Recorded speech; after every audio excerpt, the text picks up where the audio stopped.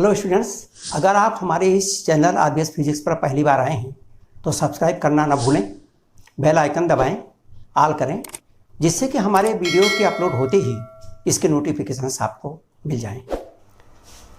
विद्युत चुम्बकीय तरंग। विद्युत चुम्बकीय तरंग में हम लोगों ने ये पढ़ा है कि किसी भी संधारित्र के अंदर उसके प्लेटों के बीच विद्युत क्षेत्र परिवर्तन के कारण धारा पैदा होती है, जिसे विस्थापन धारा कहते हैं। और इस प्रकार से पूरे परिपथ में धारा कंटिन्यू संतत बनी रहती है। किसी भी परिपथ में धारा कंटिन्यूअस होनी चाहिए, संतत होनी चाहिए, किस आपने ये बताया। इसका मतलब ये है कि धारा अगर यहाँ पर बहती है,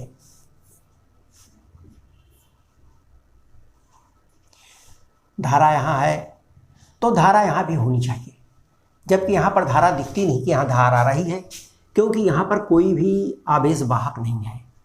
तो यहाँ पर धारा के लिए ये गणना करके देखा गया कि यहाँ पर भी धारा बहती है, लेकिन यहाँ की धारा से अलग है। यहाँ पर जो धारा बहती है वो चालन धारा है, जिसमें आवेश वाहक आवेश को लेके चलते हैं और उसके कारण से धारा पैदा होती है, जिसे हम चालन धारा कहते हैं। तो यहाँ पर जो धारा पैदा होती है ये चालन धारा है। चालन धारा, कंडक्शन करंट, ये कंडक्शन करंट है, चालन धारा है। लेकिन धारा तो लगातार होनी चाहिए, बीच में धारा दिखती नहीं। किताब के हिसाब से धारा तो किसी परिपथ में लगातार होनी चाहिए, संतत होनी चाहिए, कंटिन्यूअस होनी चाहिए, लेकिन कंटिन्यूअस धारा नहीं है। और यही एक ऐसी चीज़ थी जिसकी जो व्याख्या नहीं हो पा रही थी। तो इसके अंदर भी धारा चलती है, और इसके अंदर जो धारा पैदा होती है वो विद्युतीय फ्लक्स परिवर्तन के कारण से पैदा होती है। और इसके अंदर जो धारा का प्रवाह होता है उसे हम कहते हैं विस्थापन धारा। तो ये है आपकी आई, और यहाँ जो धारा बहती है वो है आई डी, यानी विस्थापन धारा।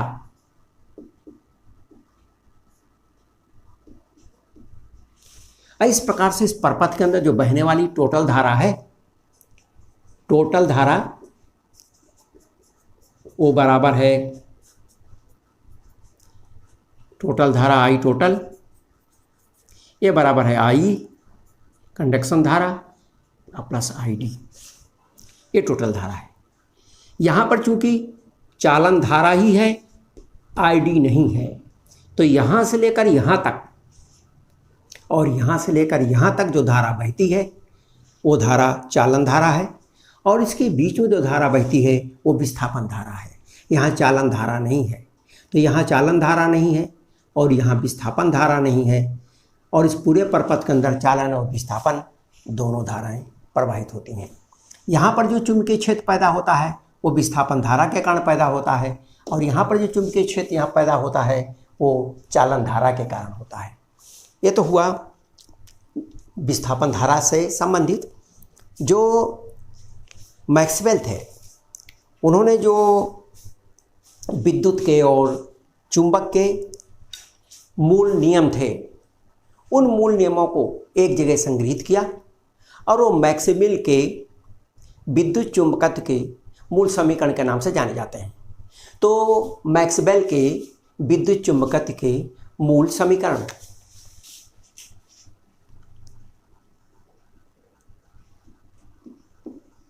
मैक्सवेल के विद्युत चुंबकत्व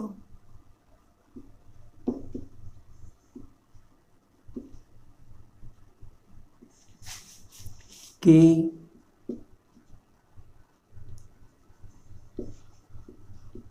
समीकरण।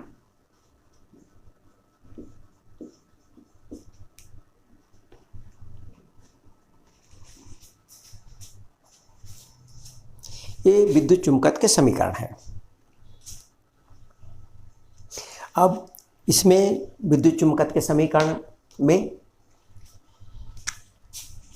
पहला समीकरण फर्स्ट इलेक्ट्रोस्टैटिक्स में, स्थिर विद्युत में हमने गास का प्रमेय पढ़ा है। तो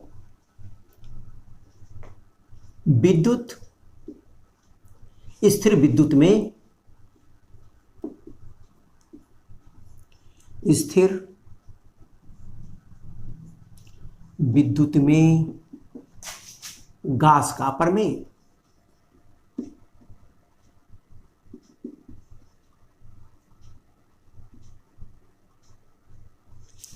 स्थिर विद्युत में गास का प्रमेय।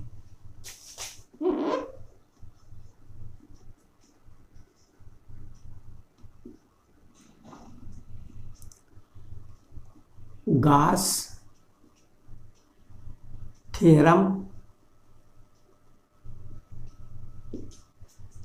In electrostatics.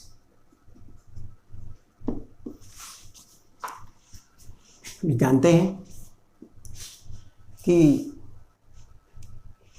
किसी भी बंद पृष्ठ से संबद्ध फ्लक्स, उसके अंदर बंद आवेश का 1/ε0 गुना होता है। यानी E ds equal to Q/ε0। यह है हमारा स्थिर विद्युत में गास का प्रमेय। नंबर 2,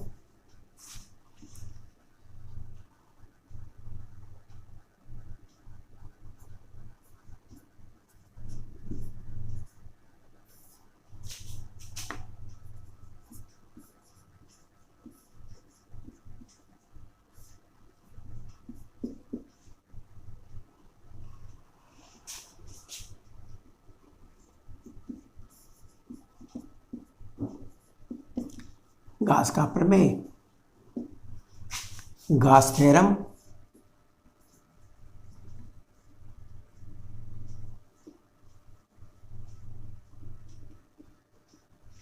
इन मैग्नेटोस्टैटिक्स।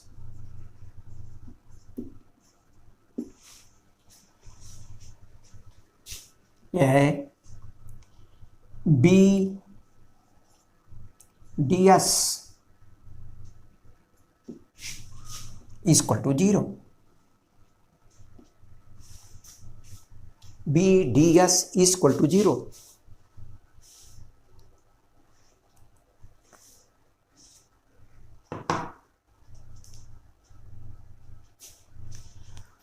अब यहाँ इससे तो ये बात स्पष्ट हो जाती है कि जो आवेश है वो यहाँ पॉजिटिव भी हो सकता है, निगेटिव भी हो सकता है। इसका मतलब आवेश का सिंगल, अगर अलग धन या ऋण आवेश का अलग अलग अस्तित्व संभव है, लेकिन चूंकि यहाँ पर चुंबक का जो क्षेत्र है किसी भी पृष्ठ के अंदर हमेशा फ्लक्स 0 रहेगा, क्योंकि चुंबक का नॉर्थ और साउथ पोल अलग अलग संभव नहीं है। जहाँ भी रहेंगे दोनों रहेंगे, इसलिए उनका परिणाम ही हमेशा 0 रहेगा। ये हो गया आपका दूसरा।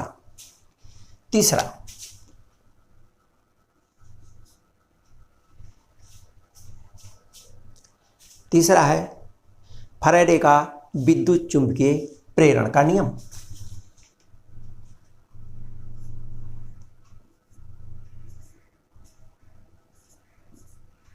फैराडे का विद्युत चुंबकीय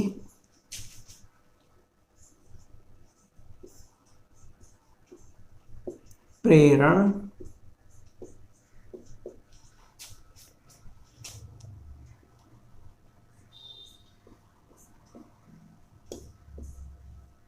का नियम। Faraday's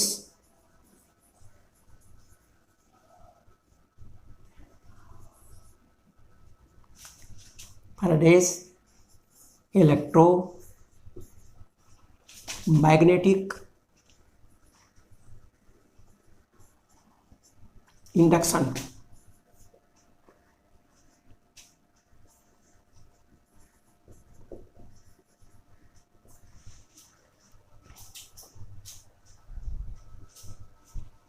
Faraday's electromagnetic induction.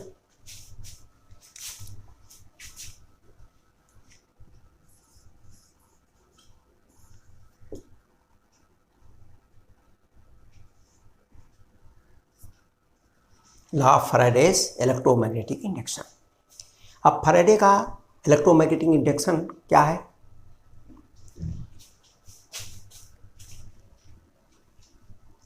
E equal to minus d phi B upon d T.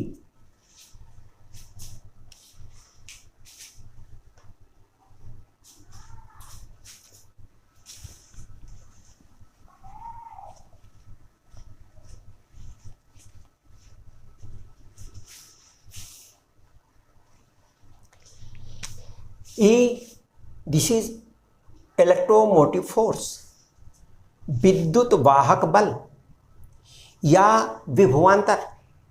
विद्युत वाहक बल या विभवांतर ये विद्युतीय तीव्रता के रेखीय समाकलन के बराबर होता है। तो इसलिए ई ये बराबर हो जाएगा ई डी एल, ये बराबर हुआ ई बराबर माइनस डी अपान डी टी। और ये मैग्नेटिक फ्लक्स है। मैग्नेटिक फ्लक्स को हम इस तरह लिखते हैं, फ्लक्स यहाँ लिखा हुआ है बी डी एस, यही है फ्लक्स। तो ये आपका हो गया बी डी एस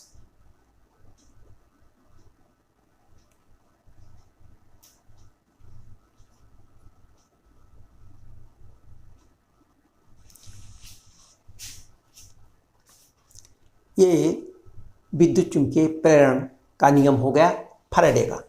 चाहे इसको equal to minus d five B upon d t लिखें या इसकी जगह हमने विद्युतीय क्षेत्र के रूप में लिखा, इसको हमने ये विद्युतीय चुंबकीय क्षेत्र के रूप में लिखा। इसका ये मतलब हुआ कि चुंबकीय क्षेत्र परिवर्तन के कारण विद्युतीय क्षेत्र भी प्राप्त होता है। जब चुंबकीय क्षेत्र में परिवर्तन होता है तो विद्युतीय क्षेत्र प्राप्त होता है। विद्युतीय क्षेत्र की प्राप्ति चुंबकीय क्षेत्र परिवर्तन के कारण होती है। अब आगे देखिए, अगला नंबर है चौथा। इसे कहते हैं ampere Maxwell's circuital law. Ampere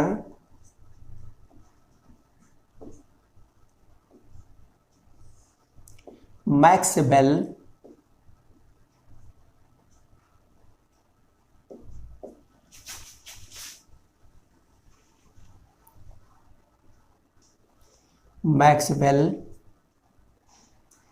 का परपथीय नियम।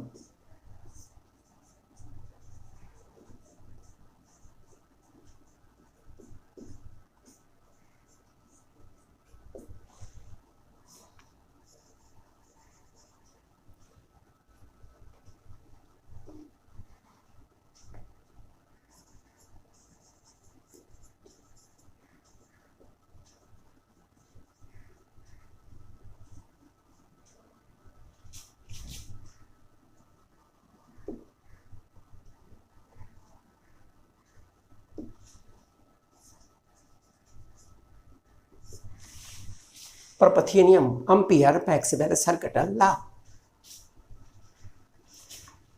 अब यहां पर एम्पियर सर्किटल लॉ हमने पढ़ा कि किसी भी बंद पथ के अनुदिश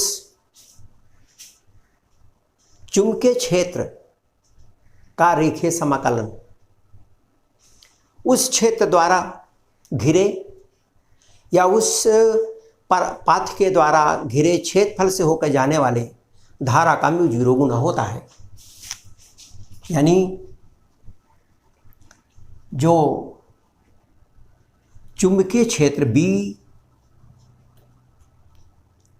का line integral BDL equal to mu 0 I plus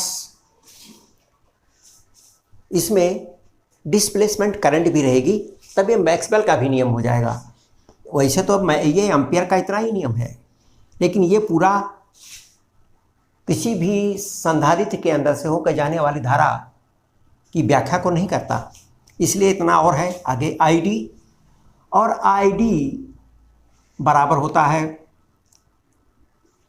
mu epsilon 0 d phi E upon dt।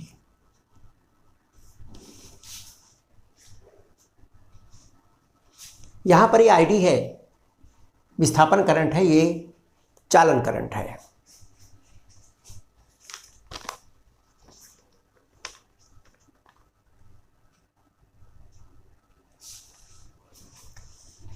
हम इसको इस तरह लिख सकते हैं, therefore BDL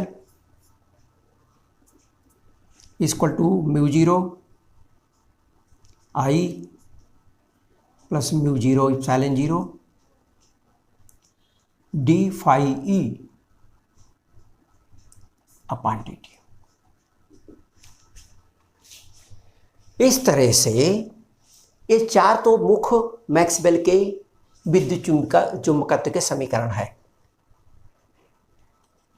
यहां देख रहे हैं कि विद्युतीय क्षेत्र परिवर्तन के कारण d फाई E बराबर EDS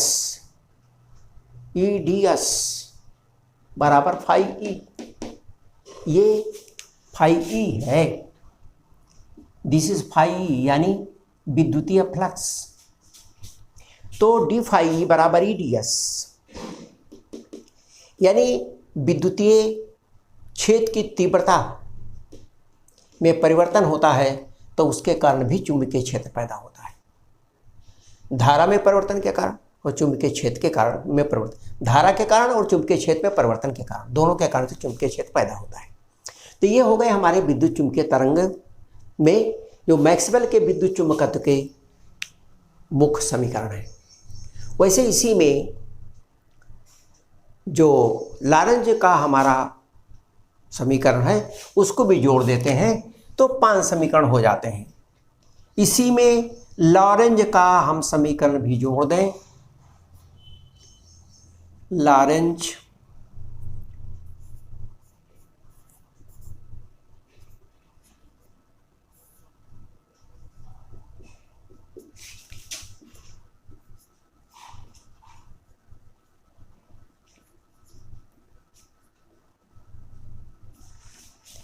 लॉरेंज बल में जो किसी भी गतिमान आवेश पर बल कार्य करता है वो बराबर होता है Q E विद्युतीय क्षेत्र, ये विद्युतीय बल, और V क्रॉस B ये चुंबकीय बल। ये टोटल बल है, ये लॉरेंज बल है। तो ये जो विद्युत चुंबकीय तरंगों का पूरा अध्ययन है वो इन्हीं मुख्य मूल समीकरणों के आधार पर होता है। किसी भी फिजिक्स में या साइंस में किसी भी विषय का अध्ययन करने के लिए कुछ मूल सिद्धांत होते हैं और उन्हीं सिद्धांतों के आधार पर हम उसका अध्ययन करते हैं। जैसे अगर हम यांत्रिकी लें तो उसमें न्यूटन के गति के 3 नियम हैं, वो मूल सिद्धांत हैं, और सारे भी जितने भी नियम होंगे सब उसी के आधार पर आते हैं और उसी की सहायता से अध्ययन करते हैं। इसी तरह से यहाँ पर ये मूल सिद्धांत हैं जिनके आधार पर हम इसका अध्ययन करते हैं। इसी तरह हम हीट में जब अध्ययन करते हैं तो ऊष्मागतिकी के नियम हैं, 0, प्रथम, द्वितीय, ये आधारभूत सिद्धांत हैं, आधारभूत नियम हैं और इनके आधार पर ही उसका अध्ययन होता है। इसी तरह से ये हमारे विद्युत चुम्बकत्व के मूल सिद्धांत हैं, मूल समीकरण है। इसके आधार पर ही विद्युत चुम्बकीय तरंगों का हम अध्ययन करते हैं।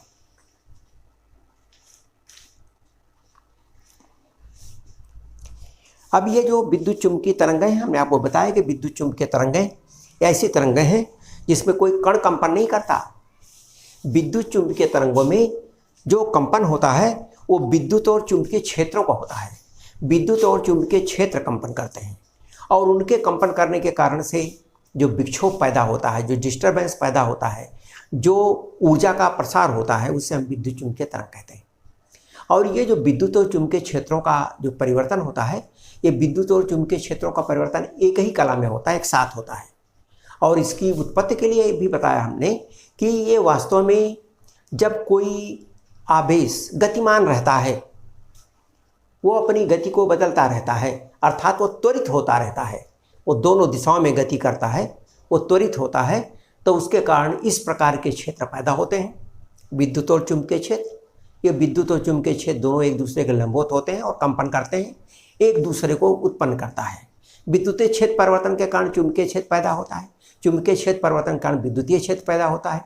और ये दोनों एक साथ दोनों के कंपन के लंबवत दिशा में, दोनों वेक्टरों के, दोनों क्षेत्रों के लंबवत दिशा में गति करता हुआ विद्युत चुम्बकीय तरंगें चलती हैं।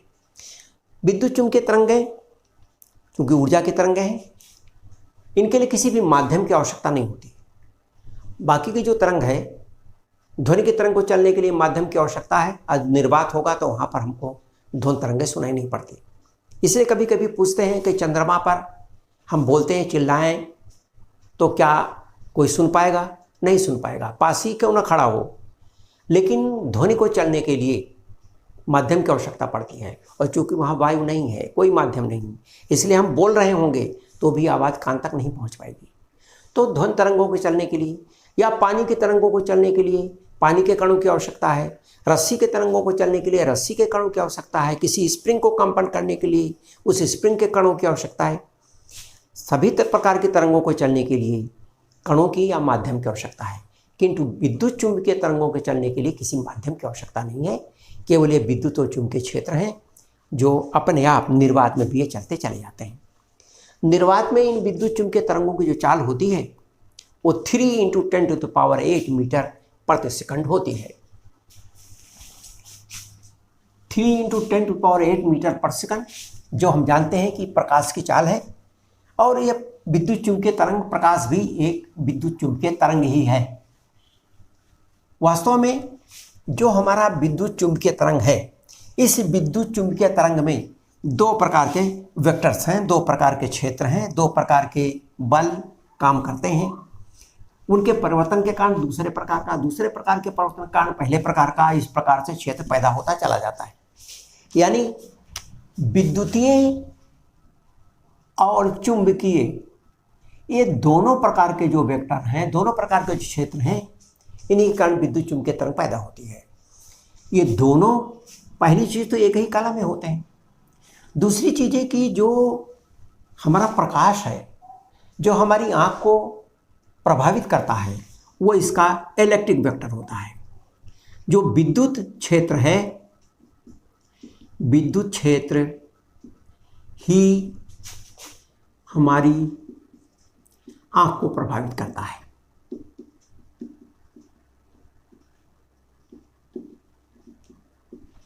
यानी हम कह सकते हैं कि विद्युत क्षेत्र ही प्रकाश के लिए जिम्मेदार है।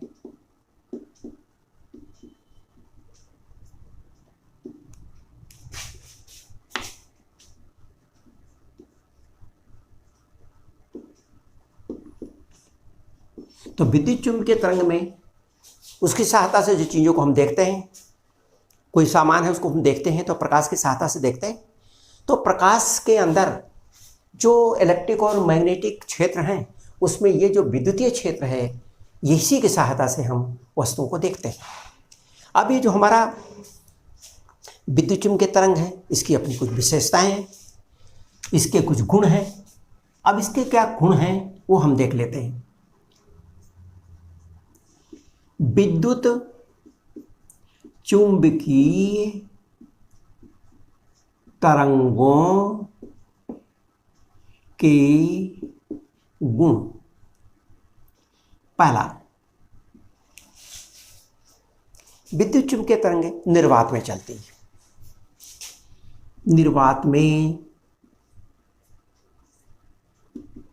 चलती है, यानी इनके लिए माध्यम की आवश्यकता नहीं होती। दूसरा, ये तरंगें अनुप्रस्थ होती हैं। अनुप्रस्थ, जिस दिशा में चलती हैं उसके लंबवत दिशा में इनके कंपन होते हैं। इलेक्ट्रिक और मैग्नेटिक एक दूसरे के लंबवत दिशा में कंपन करते रहते हैं, वेक्टर्स। तो चलती तो तरंग इधर को है, लेकिन जो कंपन होते हैं वो इस दिशा में होते हैं, ऐसे होते रहते हैं कंपन, ऐसे ऐसे, यानी इसके चलने की दिशा के लंबवत कंपन होते हैं। किसी भी तरंग में गति की दिशा के लंबवत दिशा में अगर कंपन होते हैं तो उसे हम अनुप्रस्थ तरंग कहते हैं। अगर उसी दिशा में कंपन होते हैं तो उसे हम अनुदैर्ध्य तरंग कहते हैं। तो ये अनुप्रस्थ तरंग होती हैं, अनुप्रस्थ।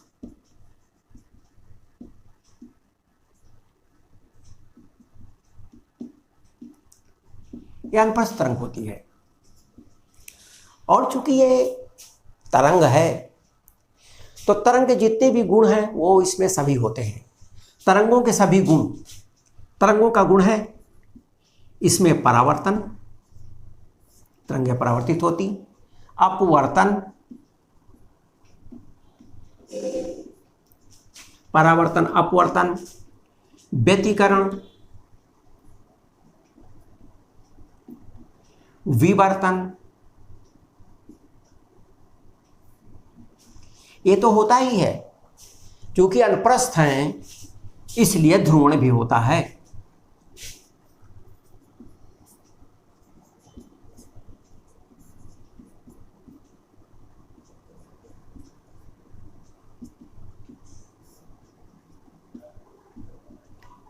ध्रुवण की क्रिया उसी में होता है जिसमें अनुप्रस्थ कंपन होते हैं।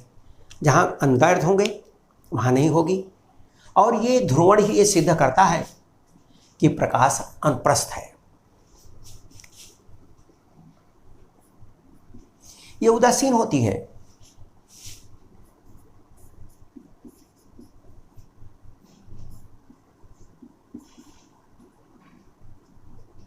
अर्थात विद्युतीय और चुंबकीय क्षेत्रों का प्रभाव नहीं पड़ता। अर्थात विद्युत एवं चुंबकीय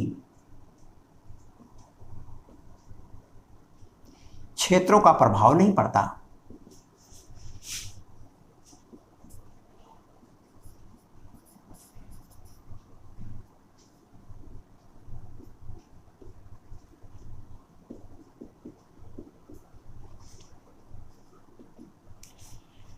इसमें इनमें ऊर्जा होती है, यानी ये ऊर्जा का वहन करती है और संवेग का वहन करती है, यानी इनके साथ ऊर्जा और संवेग दोनों चलता है। ये तरंगें ऊर्जा एवं संवेग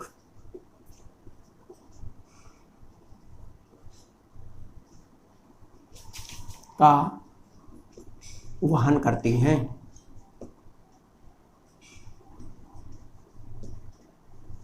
वहन करती हैं, उन्हें कैरी करती हैं, ले जाती हैं। इनके साथ ऊर्जा और संवेग ये चलता है, प्रवाहित होता है।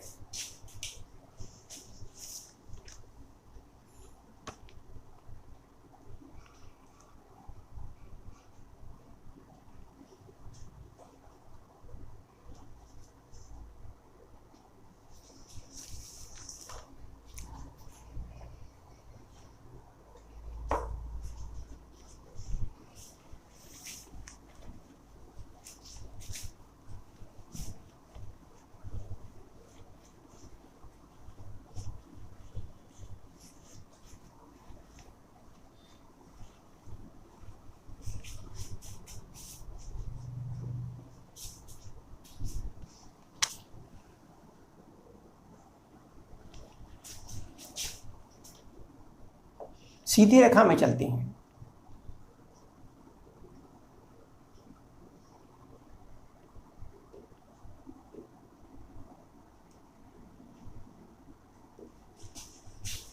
सीधी रेखा में चलती हैं। ये इनके गुण हैं। अब इसमें जो विद्युत और चुंबक क्षेत्र हैं, ये विद्युत और चुंबक क्षेत्र कलाएं एक होती हैं। तो ई एवं बी एक ही कला में कंपन करते हैं, एक ही कला में कंपन करते हैं। कला तो एक होती है लेकिन आयाम बराबर नहीं होता। ई और बी का जो अनुपात होता है वही, चूंकि कला एक है इसलिए ई और बी, मतलब इसका मान किसी भी समय पर इसके मान का अनुपात दोनों के एक ही रहेगा। इसको हम इस तरह भी कर सकते हैं कि अधिकतम मान और चाहे किसी भी समय का मान यह बराबर होता है सी। इसका अनुपात सी के बराबर होता है। सी यानी निर्वात में प्रकाश की चाल।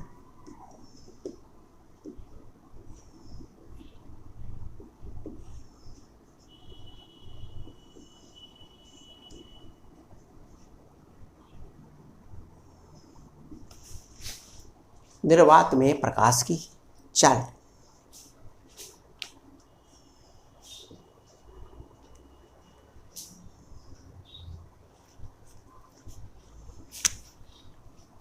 इनकी औसत ऊर्जा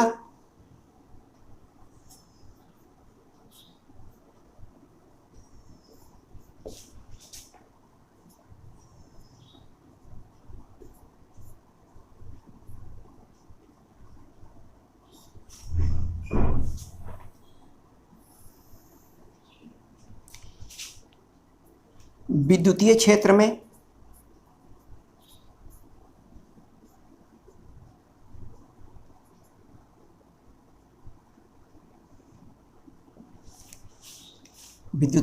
में ऊर्जा घनत्व UE यह बराबर हो जाएगा 1/2 एप्सिलॉन 0 E का स्क्वायर। और चुंबकीय क्षेत्र में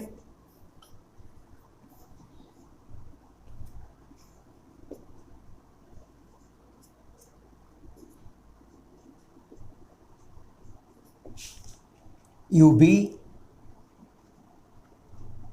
हाफ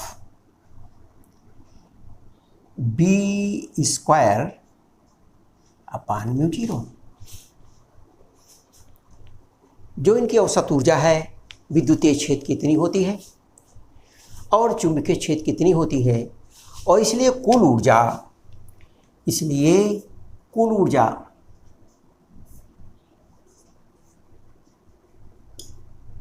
U बराबर UE प्लस UB, यानी ये बराबर हुई half epsilon 0 E square plus half B square upon μ0। ये कुल ऊर्जा है।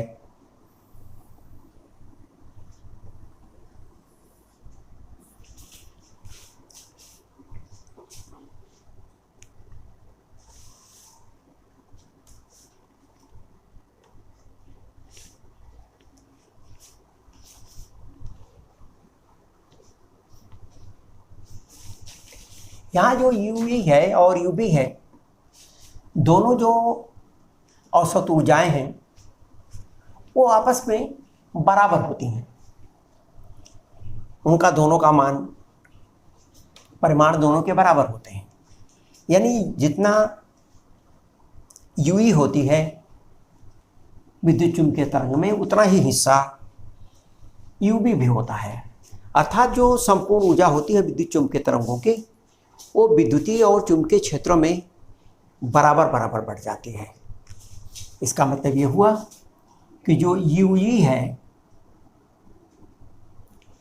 और जो UB है इनका अनुपात UE बराबर हाफ इप्सिलॉन 0 E स्क्वायर। ये half B square upon mu 0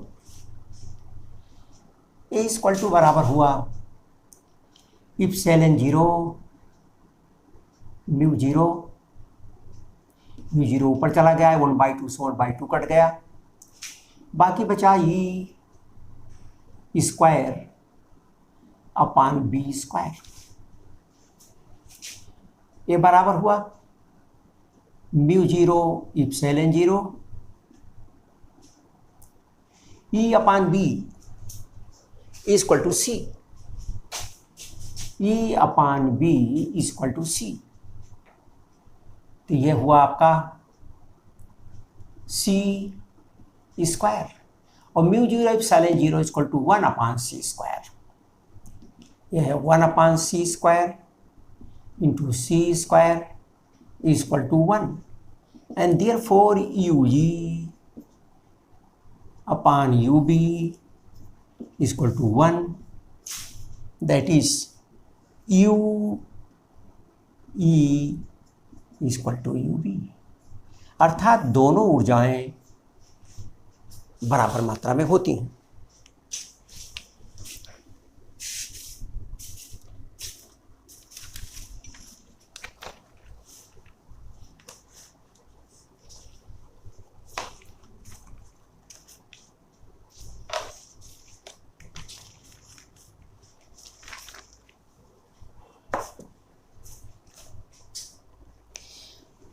जो हमारी ये विद्युत चुंबकीय तरंगें हैं वास्तव में इनका एक बड़ा परिवार है। वो कौन कौन सी तरंगें हैं जो विद्युत चुंबकीय तरंगें हैं जिनका कि हम प्रयोग करते रहते हैं और उनको हम उनके विशेष नाम से जानते हैं, लेकिन वो विद्युत चुंबकीय तरंगें हैं शायद इस नाम से बहुत से तरंगें ऐसी हैं जिनको हम नहीं जानते। तो विद्युत चुंबकीय तरंगों का जो परिवार है, कौन सी हैं विद्युत चुंबकीय तरंगें, हम उसको देख लेते हैं। तो विद्युत चुंबकीय तरंगें विद्युत चुंबकीय तरंग, विद्युत चुंबकीय तरंग की जो सबसे छोटी तरंगें होती हैं उन्हें हम गामा किरण कहते हैं, गामा रे।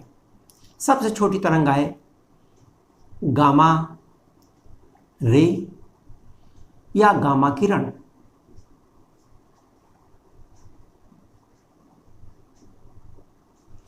ये सबसे छोटी तरंग है गामा किरण। इनकी जो तरंग लंबाई है वो बहुत ही छोटी होती है, लगभग 1 अंगस्ट्राम। सबसे बड़ी तरंग लंबाई 1 अंगस्ट्राम तो होती है, यानी 10⁻³ अंगस्ट्राम टू 1 अंगस्ट्राम। ये इनकी तरंग लंबाई है। गामा रे के बाद दूसरे नंबर पर आती है एक्सरे। एक्सरे को हम सब जानते हैं, यह है आपका एक्सरे।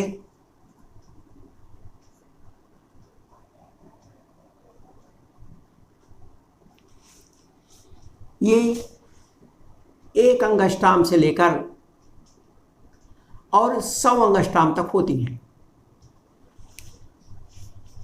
इस बीच में इनकी तरंग लंबाई होती।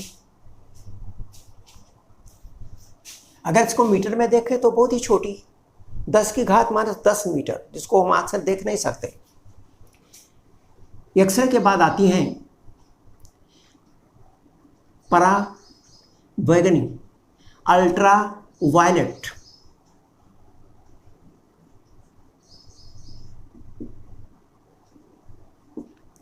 अल्ट्रा वायलेट, परावैंगनी,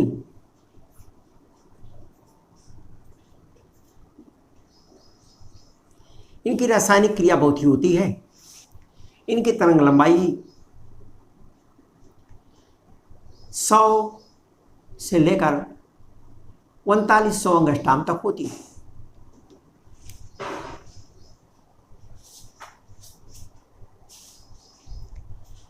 फिर पराबैंगनी के बाद जो तरंग लंबाई आती है वो हमको देखने में मदद करती है, वो हमारा दृश्य प्रकाश आता है, विजिबल लाइट।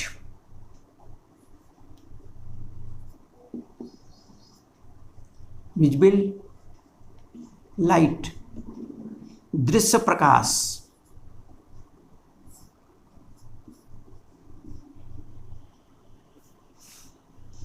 इसकी तरंग लंबाई 4000 एंगस्ट्रॉम से लेकर 8000 एंगस्ट्रॉम तक होती है। और इस दृश्य प्रकाश के अंदर 7 रंग होते हैं। वैगनी, नीला, आसमानी,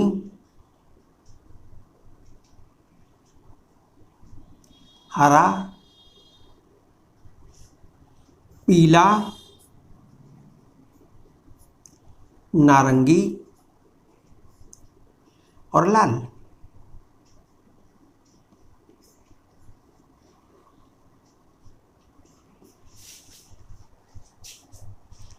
पीला, नारंगी और लाल, ये दृश्य प्रकाश है। तो ये तो हो गया हमारा गामा, ये हो गया एक्सरे, ये हो गया अल्ट्रावायलेट, ये हो गई आपके विजिबल। और इसके बाद ठीक इसी के ऊपर आती है, लाल से ऊपर आता है और रक्त, इंफ्रारेड जिसे कहते हैं, और रक्त, ये गर्मी की तरंगें हैं, इन्हीं में विटामिन डी रहता है। इंफ्रारेड, इनकी तरंग लंबाई 8000 से लेकर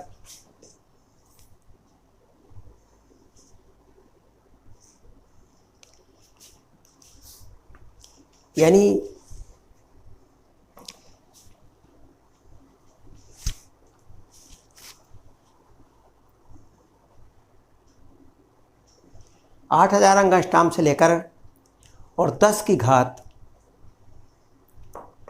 -4 मीटर तक होती हैं। यह 8000 एंगस्ट्रॉम टू 10⁻⁻⁴ मीटर, 10 की घात -4 मीटर तक होती। इसके बाद आती हैं, इससे थोड़ी और बड़ी, जैसे जैसे बढ़ रहा है ये बड़ी होती जा रही है। इसके बाद आता है माइक्रोवेव, जिनका इस्तेमाल हम टीवी में भी करते हैं और अपने जो हमारा मोबाइल फ़ोन है उसमें भी इसका इस्तेमाल करते हैं। छठे नंबर पर ये विद्युत चुम्बकीय तरंगें आती हैं, वो हैं माइक्रोवेव।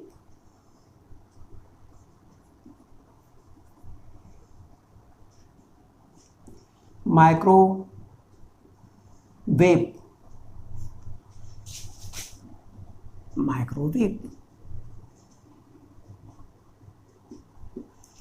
ये और बड़ी हो गई। अब एंगस्ट्रॉम से क्या, इनको मीटर में नापेंगे। ये 10⁻⁴ से लेकर 10⁻⁶ मीटर तक होती हैं। 10⁻⁻⁴ मीटर से लेकर 10⁻⁶ मीटर तक, अर्थात किलोमीटर में भी होती हैं ये। 10⁻⁶ मीटर मीन्स किलोमीटर्स। और फिर उसके बाद आती हैं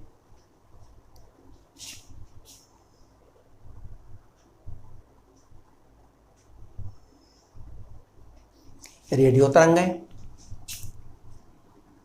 रेडियो तरंगें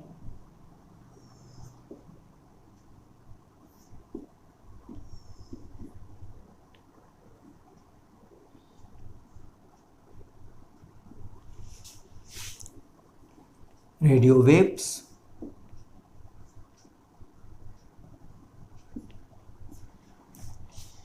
इनकी तरंग लंबाई 10⁹ मीटर तक होती है, अप टू 10⁹ मीटर। तो यहाँ पर हम देख रहे हैं कि जो भी ये तरंगें हैं ये सभी विद्युत चुम्बकीय तरंगें हैं। इन सभी की चाल एक ही है। तरंग लंबाई बदलती जाएगी तो इनकी आवृत्ति बदलती जाएगी, प्रति सेकंड कंपनों की संख्या बदलती जाएगी, और जितनी ही तरंग लंबाई छोटी होगी कंपनों की संख्या उतनी ही अधिक होगी, और कंपनों की संख्या अधिक होगी तो उसकी ऊर्जा अधिक होगी। और इसीलिए जैसे जैसे हम ऊपर जाते हैं तरंग लंबाई बढ़ती जाती है और ऊर्जा घटती जाती है। सबसे अधिक ऊर्जा इन गामा किरणों के पास है, जो लगभग 30 सेंटीमीटर मोटे स्टील के गर्डर को भी छेद कर सकते हैं। और यहाँ पर यह तरंग सबसे बड़ी है, जिसकी वायुमंडल में चलती रहती है और पता भी नहीं चलता कि ये तरंगें आ रही हैं। यद्यपि ये सारी तरंगें, हमने आपको बताया कि जितनी भी तरंगें होती हैं इनके पास ऊर्जा होती है। जब ऊर्जा होती है तो ये दबाव डालती हैं, लेकिन हमको दबाव इतना कम होता है कि हमको उस दबाव का अनुभव नहीं होता। जैसे हम धूप पे खड़े होते हैं और सूरज से प्रकाश आता है तो ऊर्जा उसके साथ आती है, वो ऊर्जा गर्मी पैदा करती है, लेकिन दबाव भी पड़ता है क्योंकि संवेग है, लेकिन उसका अनुभव हमको नहीं होता क्योंकि दबाव बहुत ही कम रहता है। लेकिन दबाव और ऊर्जा यानी संवेग और ऊर्जा दोनों साथ साथ विद्युत चुम्बकीय तरंगों में चलती हैं। विद्युत चुम्बकीय तरंगें हमारे लिए बहुत ही उपयोगी हैं। सारा जो संचरण का काम है, एक स्थान से दूसरे स्थान तक अपनी आवाज़ को पहुंचाना, एक स्थान से दूसरे स्थान तक अपने फिगर को, चित्रों को पहुंचाना, ये सारे काम के लिए हम इन्हीं विद्युत चुम्बकीय तरंगों का कैरियर वेव की तरह, वाहक वेव की तरह, वाहक तरंगों की तरह हम इस्तेमाल करते हैं और अपनी सारी सूचनाओं को एक स्थान से दूसरे स्थान तक हम भेजते हैं। और इसी के कारण से हम पूरे दुनिया से जुड़े हुए हैं। तो बस आज तो इतना ही। वीडियो देखने के लिए बहुत बहुत धन्यवाद। यदि इस चैप्टर में किसी भी प्रकार का डाउट होता है तो आप हमारे कमेंट सेक्शन अथवा हमारे सोशल साइट्स पर जाकर पूछ सकते हैं, जिसका लिंक हमारे डिस्क्रिप्शन पर दिया हो।